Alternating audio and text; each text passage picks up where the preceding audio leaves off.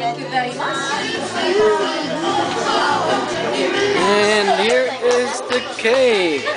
We need 5-0. we need to cut this.